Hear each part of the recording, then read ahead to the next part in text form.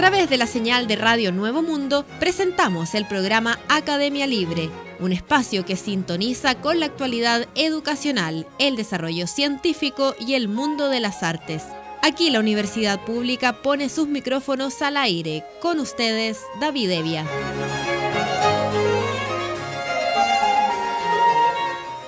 Vaya nuestro saludo a todos los auditores de Radio Nuevo Mundo que a esta hora sintonizan la emisión de Academia Libre, donde la educación, las ciencias y las artes confluyen para hacer de la creación de conocimiento un espacio público.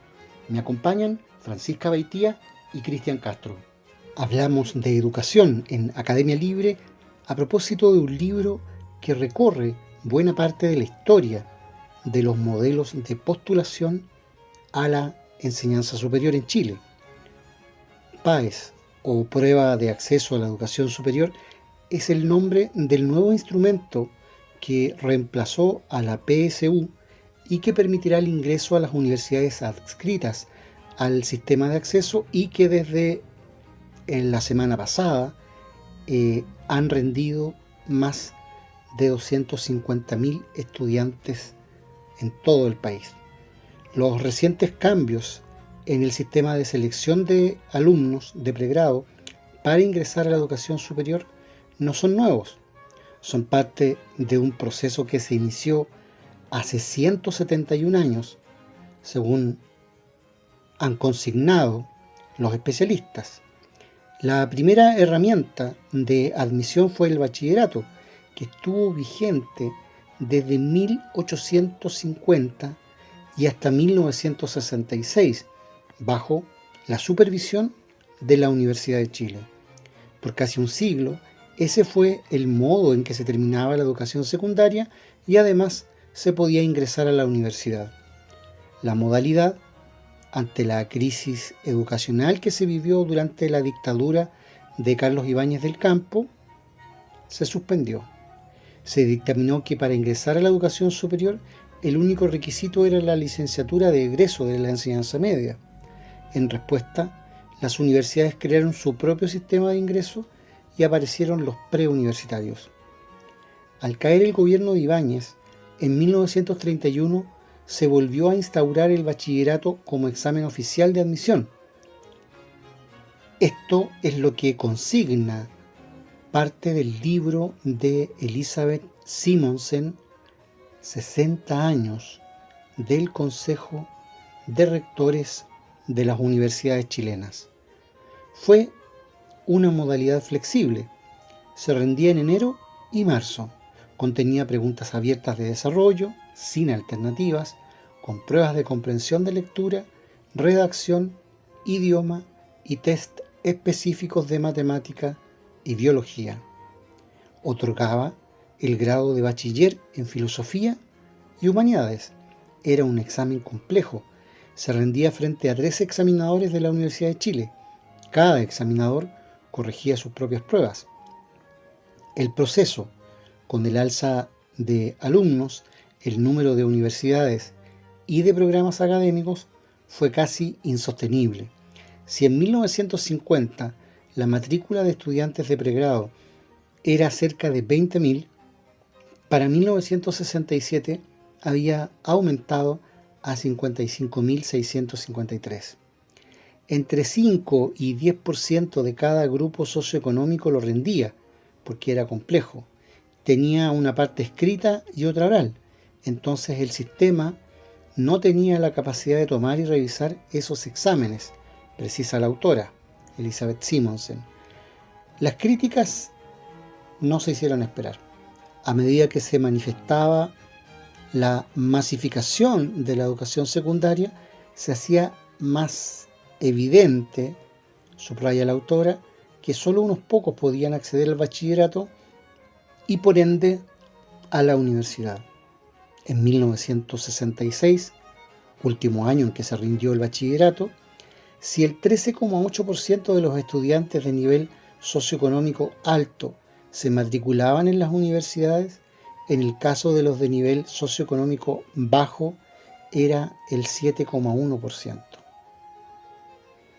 La demanda por un ingreso más masivo era patente. Además, pese a que se restauró el bachillerato en 1931, las pruebas paralelas continuaron, señala el historiador José Vera en el libro El sistema de admisión a la universidad, permanencia y cambio. Esto implicó que postulantes que rendían las pruebas de bachillerato exitosamente fracasaban luego en estos otros exámenes. La molestia en padres y apoderados crecía. También el desprestigio del bachillerato. Para inicios de 1960 ya se hablaba del problema del bachillerato. Era debate nacional. En enero de 1963, los rectores, en conjunto, criticaron duramente la calidad de la enseñanza secundaria. Adolece de notorias faltas de personal y material docente, que hacen que se produzcan graves desigualdades en el nivel educacional de diferentes planteles y en la preparación con que el alumno llega al término de su sexto año. Estamos hablando del sexto año de Humanidades. Erika Grassó, fundadora y directora del Instituto de Investigaciones Estadísticas de la Universidad de Chile, que realizó los estudios previos a la prueba de aptitud académica, indicó en el libro 60 años del Consejo de Rectores de las Universidades Chilenas que existían razones suficientes, comillas, como para suponer que el bachillerato mide, como las calificaciones del liceo, los conocimientos escolares de los postulantes y no mide, como se proponía, los factores de rendimiento futuro del estudiante. Por consiguiente, su validez no es satisfactoria, decía. Si el bachillerato acreditaba estudios de la enseñanza secundaria, la prueba de aptitud académica buscaba seleccionar a los mejores para la universidad. Proponía que todos tuviesen similares oportunidades frente a una oferta reducida de vacantes.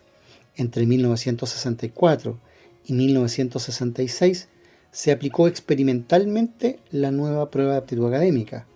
El miércoles 11 de enero de 1967 fue el cambio real.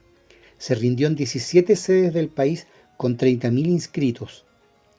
Esos primeros jóvenes pagaron 15 escudos para rendirla. Incluyó pruebas de aptitud verbal y matemática y las específicas de biología, física, matemática y química. Los resultados permitían postular a las 8 universidades que existían a fines de los 60, la Universidad de Chile, la Universidad Técnica del Estado, la Pontificia Universidad Católica de Chile, la Universidad Católica de Valparaíso, la Universidad del Norte, la Universidad Técnica Federico Santa María, la Universidad de Concepción y la Universidad Austral. Entre 1967 y 1973, el sistema universitario experimentó una expansión histórica. Aumentó el gasto en educación superior y el número de jóvenes en pregrado pasó de 55.000 estudiantes en 1967 a 146.000 en 1973. Se cambió el sistema, pero las demandas por equidad no terminaron.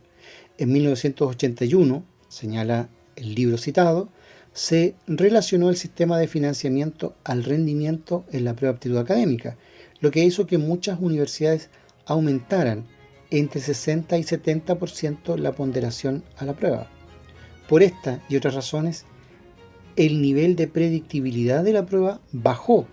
Según estudios, fue extremadamente sensible al entrenamiento y la prueba de aptitud académica comenzó también a ser cuestionada.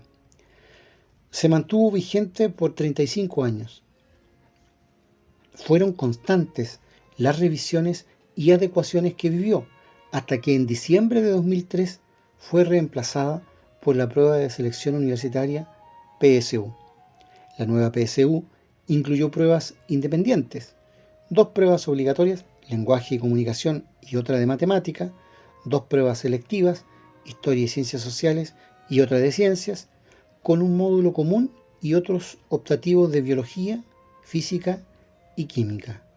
La primera vez que se aplicó fue en diciembre de 2003.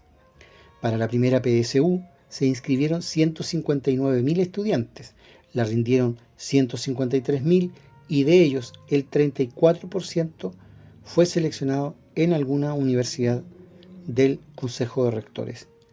Por primera vez, este tipo de pruebas está completamente alineada al currículum de la enseñanza media y su institucionalidad dependía de un comité técnico del CRUCH. En 2013, una evaluación internacional, el informe Pearson, reveló profundas falencias y duras conclusiones. La PSU reflejaba la gran equidad del sistema educativo chileno.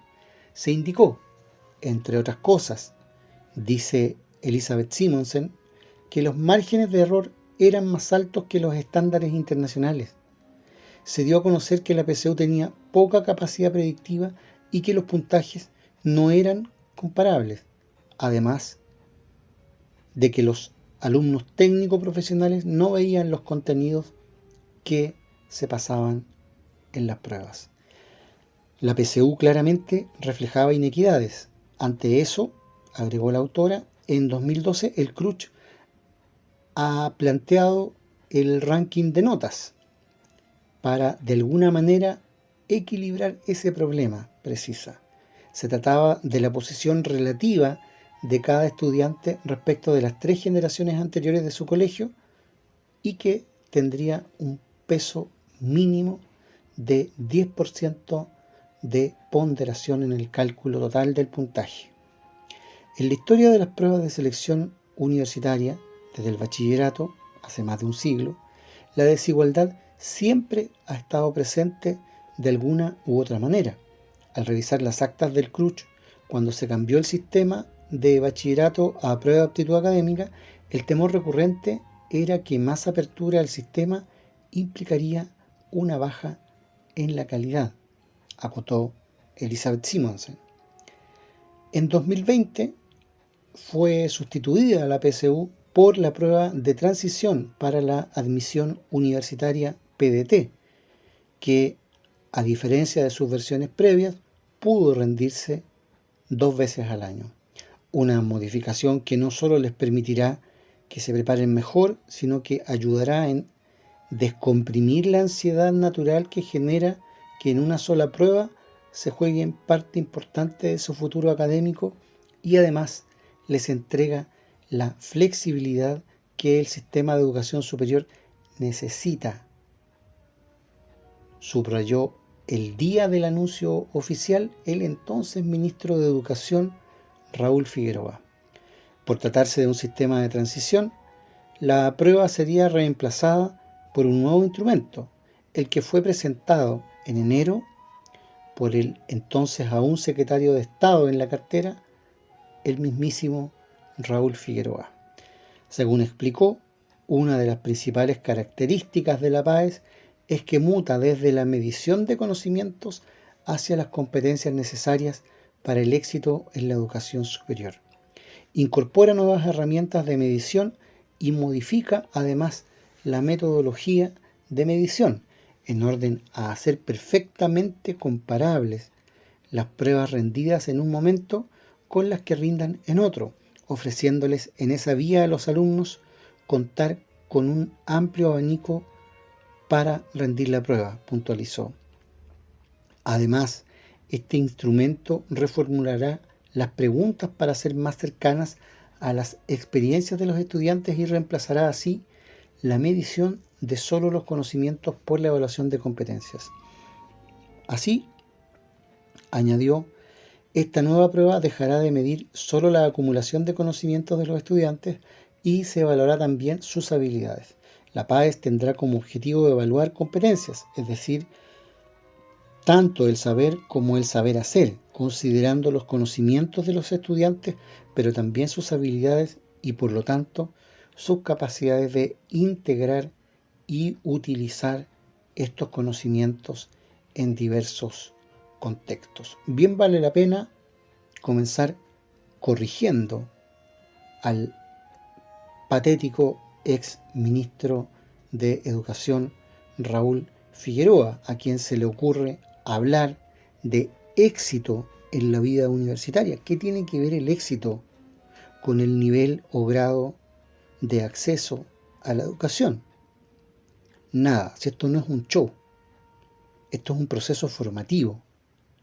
Y luego un segundo supuesto que recoge tanto la nueva prueba de admisión a la educación superior como las palabras del entonces ministro Raúl Figueroa. ¿Qué es esto de andar prometiendo que la nueva prueba no va a medir conocimientos, sino que va a medir capacidades, aptitudes, etcétera? ¿Qué es eso? Si esa misma promesa es la que se había hecho cuando se implementó en Chile la prueba de aptitud académica y luego la prueba de selección universitaria. Exactamente ese fue el discurso. Y el problema de fondo no está esencialmente radicado en el instrumento evaluador. Desde luego, en la Academia Libre tenemos una visión sumamente crítica de las pruebas de selección múltiple, porque a lo sumo miden capacidad de acierto, pero no capacidad de análisis, no capacidad de síntesis, no capacidad de creación de conocimiento. Pero lo que advertía el antiguo Consejo de Rectores de las universidades chilenas en los años 60 no era que el bachillerato fuera malo. Eso fue un desprestigio ante la opinión pública simplemente. Pero el Consejo de Rectores en los años 60 lo que estaba advirtiendo, como bien se señala en este libro, que los niveles de formación concreta en las escuelas chilenas era fundamentalmente deficitario. No solamente que había brechas de formación entre ricos y pobres, sino que el sistema escolar chileno era absolutamente deficitario si es que alguien estaba pensando vincular la capacidad de un estudiante de secundaria con la capacidad entonces exigible en la universidad. A eso nos referimos con que el problema central sigue no siendo el instrumento de evaluación, por muy malo que hayan sido todos los mecanismos de selección múltiple que hemos conocido en las últimas décadas. El problema principal, bien advertido por el Consejo de Rectores, insistimos, es que había un abismo entre lo que se enseñaba en la secundaria en términos de calidad y lo que se esperaba de un estudiante en la vida universitaria, que no es cualquier cosa. Esa brecha, ese problema de calidad radicado en la escolaridad chilena, ya antaño no lo iba a resolver el mejor o el peor modelo o test de selección para ingreso a la universidad.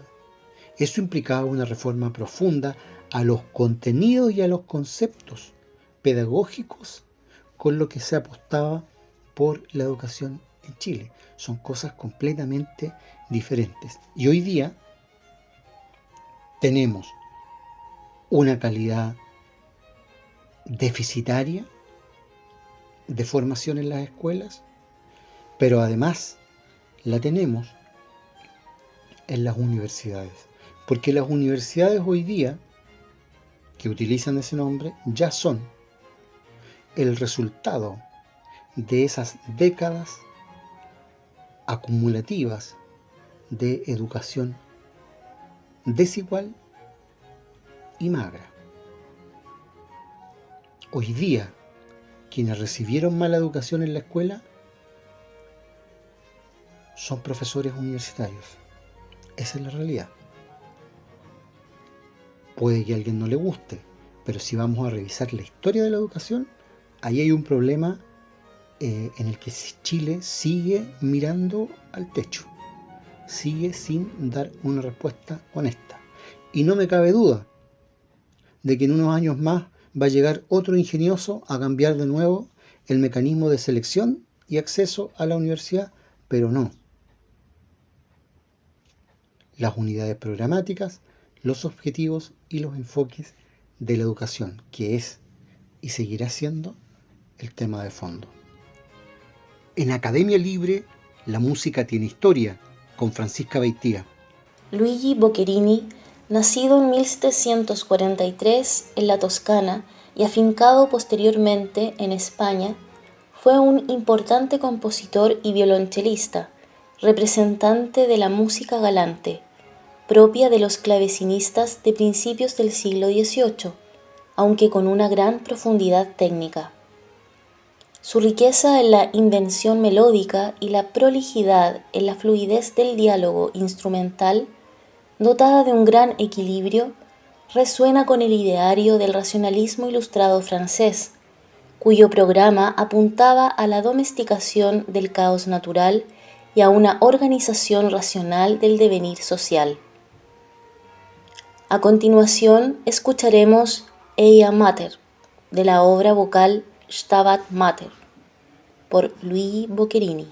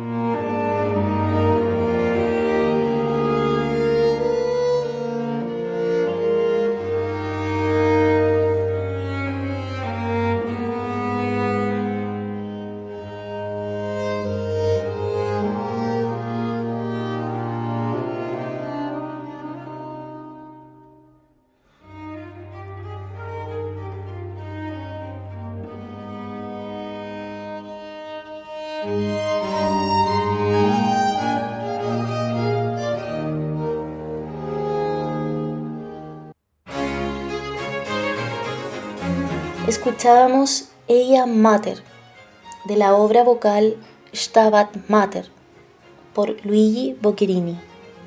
Hablamos a esta hora en Academia Libre sobre actualidad en ciencia e investigación.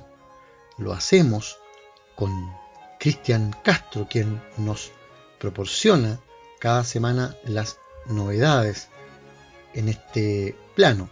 ¿Qué está pasando, Cristian, en materia de ciencia e investigación? Hablamos hoy de física aplicada porque se ha logrado un hito significativo en materia de fusión nuclear. Y es que los científicos han buscado las maneras de recrear esta reacción durante décadas, lo cual promete convertirse en una fuente de energía limpia, casi ilimitada.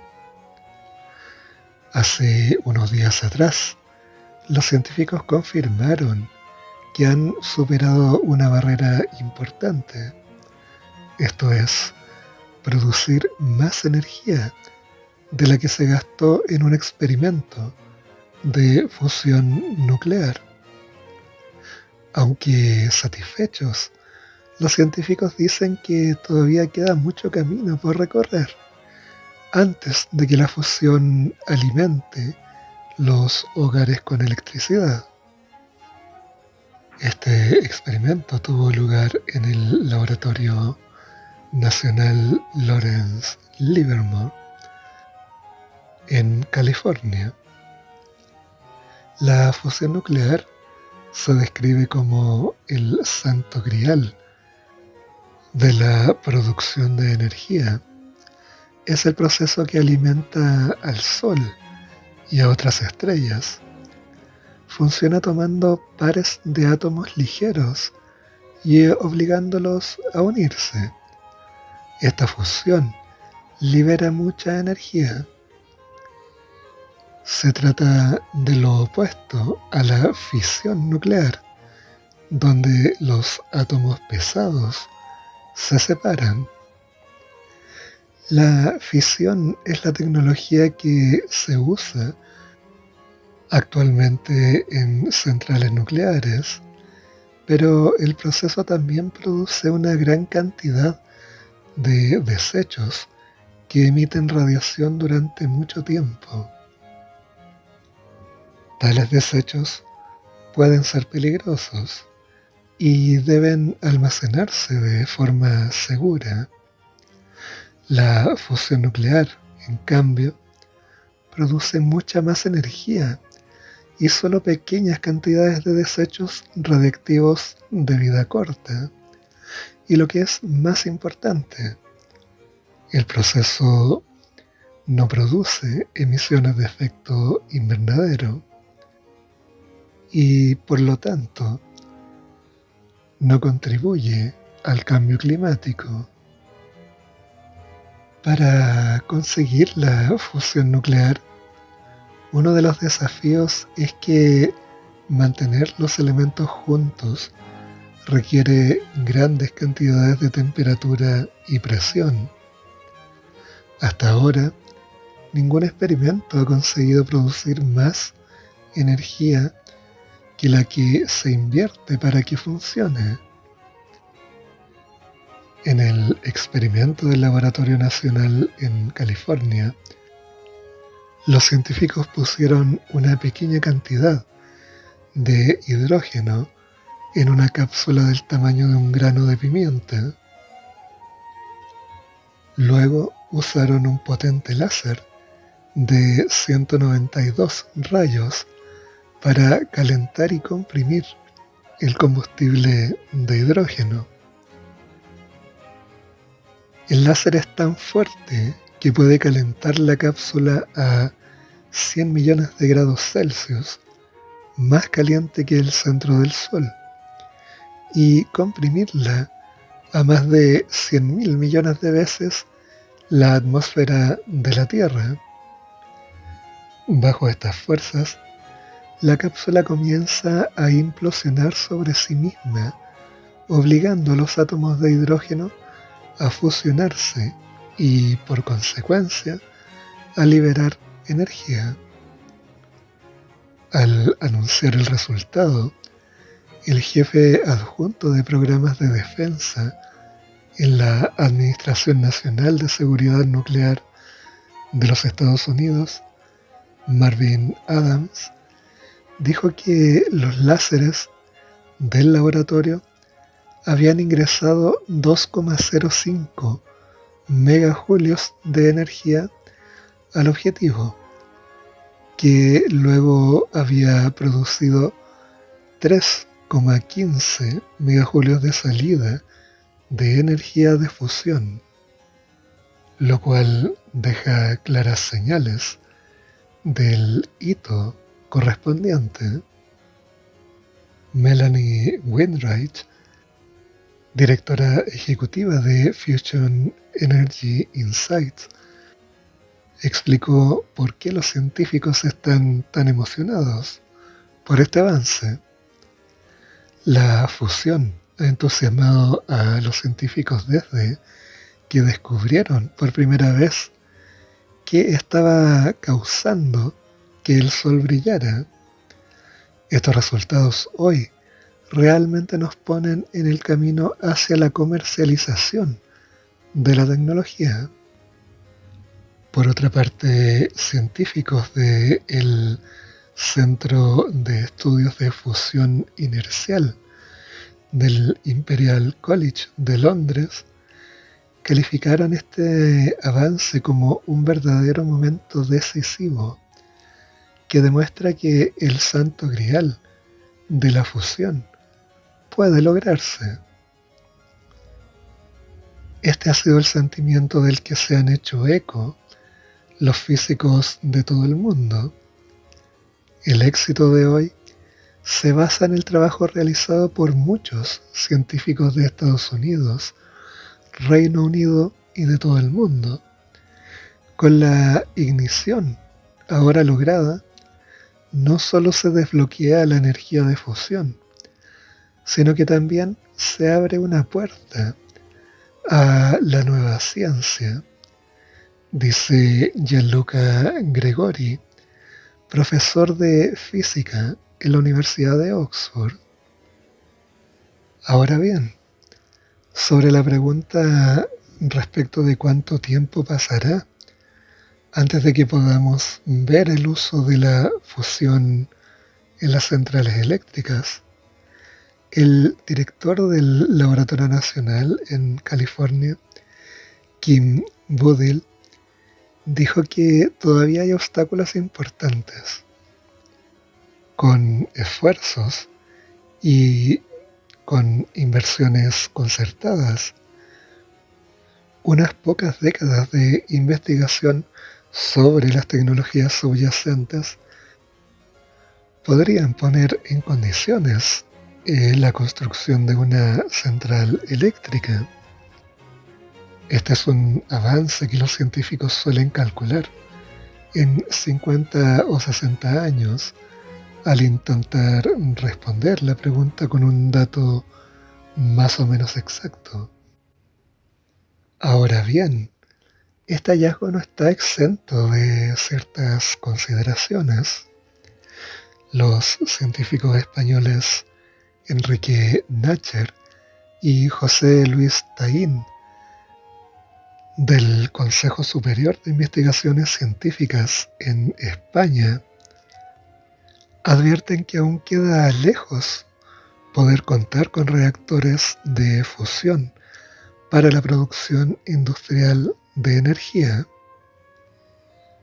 En primer lugar, señalan, como se ha visto, la noticia ha supuesto un gran revuelo a nivel mediático, pero cabe destacar que aún no se ha publicado ningún artículo científico de los llamados revisados por pares, en el que se explique el experimento el análisis y los resultados. Así pues, a la comunidad científica aún le resulta difícil valorar el resultado alcanzado. Para continuar, incluso sin conocer los detalles, sí podemos ser críticos con la información que nos llega.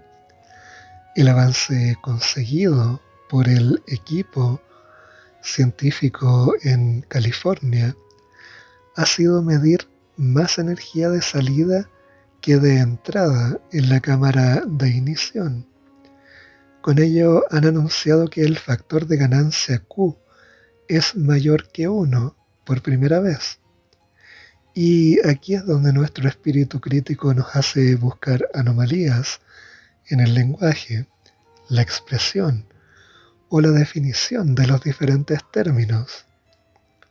El concepto de ganancia es esencial en tecnología de fusión, porque a diferencia de la tecnología de fisión, la utilizada por los reactores convencionales, es necesario gastar mucha energía para producirla.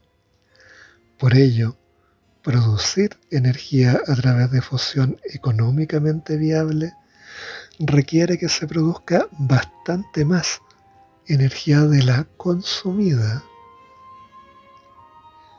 Ocurre que la definición usada por los científicos de Livermore difiere de la utilizada en el campo de la fusión por confinamiento magnético y no tiene en cuenta, por ejemplo, que para tener los láseres funcionando para este dispositivo se ha consumido aproximadamente 100 veces más energía que la que se ha producido en la fusión, con lo que se podría decir que la ganancia del sistema en su conjunto como generador de energía ha sido más bien de 0,01, muy por debajo de 1.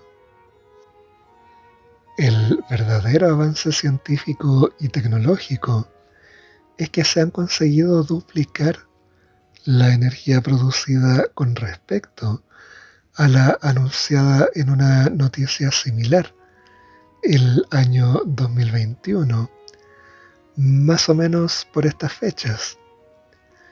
Y de hecho nos acerca un poco al objetivo, que aún nos parece lejano, de contar con reactores de fusión para la producción industrial de energía. No por ello deja de ser relevante el resultado, pero quizás se han magnificado sus implicancias en los medios. En resumen, debemos ser muy cautelosos y críticos con la información que nos llega hoy en día en general, y en particular con esta oleada de noticias sobre los resultados del laboratorio y su relevancia en el camino hacia la producción industrial de energía a través de la fusión nuclear, al menos en el mediano plazo. Una noticia sin lugar a dudas muy interesante y que abre prometedores caminos de investigación para una aplicación futura, pero que, como bien dicen estos científicos españoles, hay que tomar con bastante cautela, porque si de algo no se trata la ciencia, es de prometer la salvación al final de los tiempos. Tenemos que ser sumamente observadores con la evidencia y con las implicancias que ésta tiene para las eventuales aplicaciones para el bien común.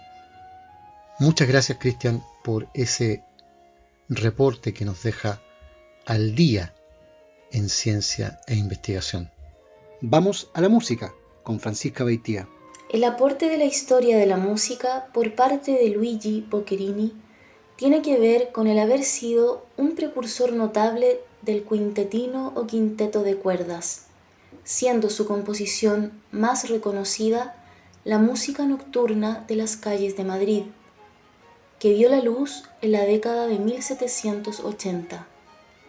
El autor tuvo un especial recelo con esta obra, pues al tratarse de una pieza que retrataba vívidamente la vida nocturna de la capital del país peninsular, consideraba que su ejecución no podía realizarse sino en un ámbito local, pues de lo contrario habría de perder todo su sentido, tanto para el público como para los músicos que la interpretasen.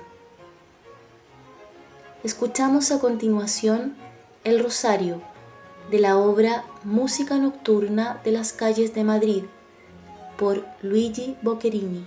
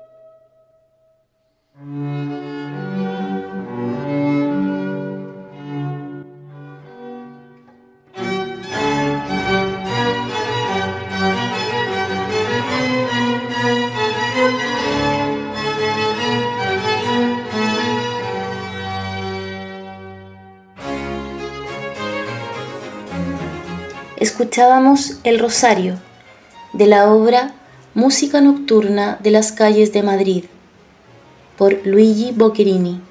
Hablamos sobre arte y cultura en Academia Libre. El año 2021 se saldó una deuda. Con el calendario marcado por los últimos días de ese año, desde los viejos depósitos del Museo de Arte Contemporáneo MAC salieron unos cuadros que se encontraban desde 1971 en esa entidad.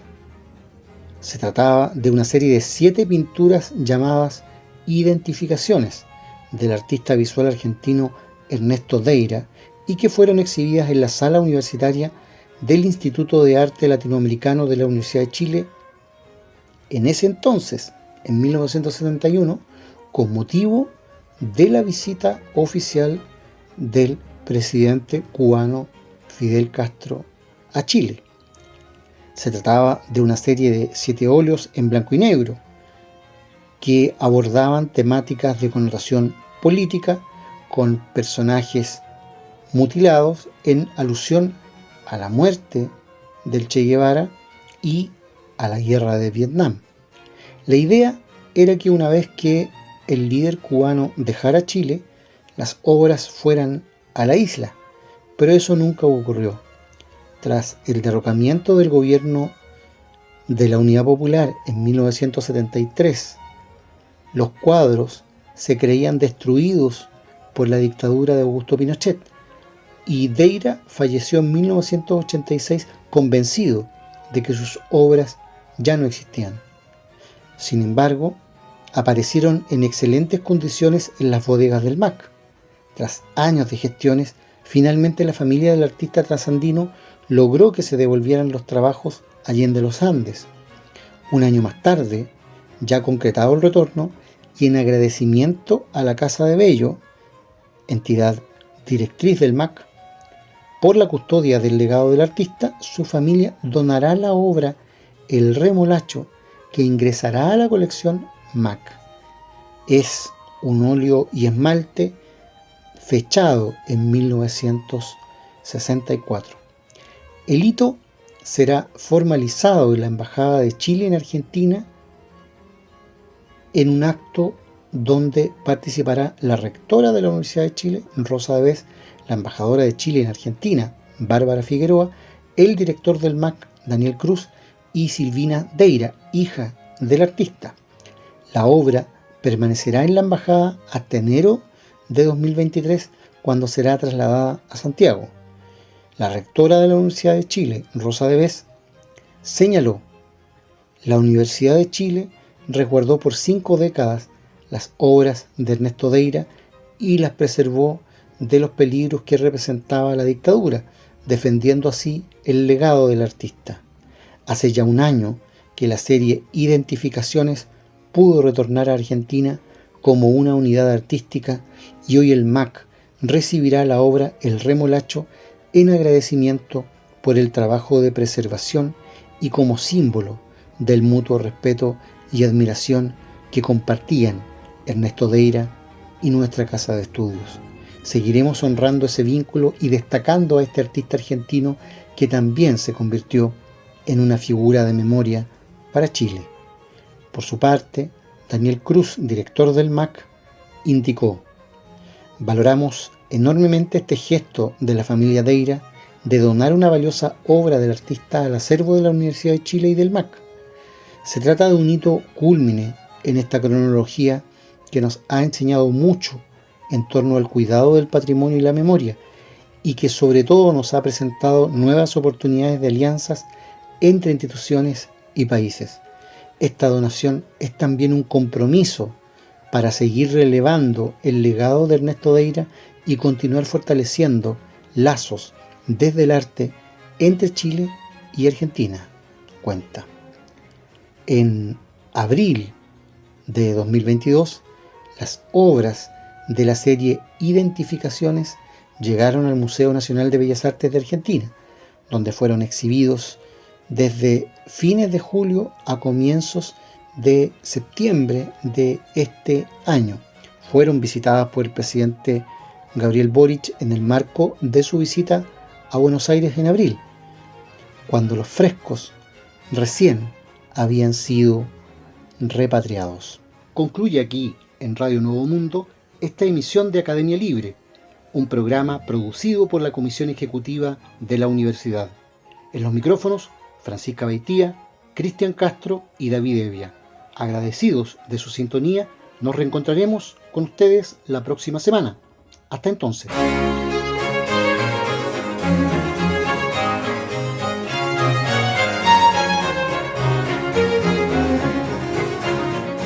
Concluye aquí este capítulo de Academia Libre, un programa que aporta miradas críticas a la construcción de la sociedad. Hasta una próxima oportunidad.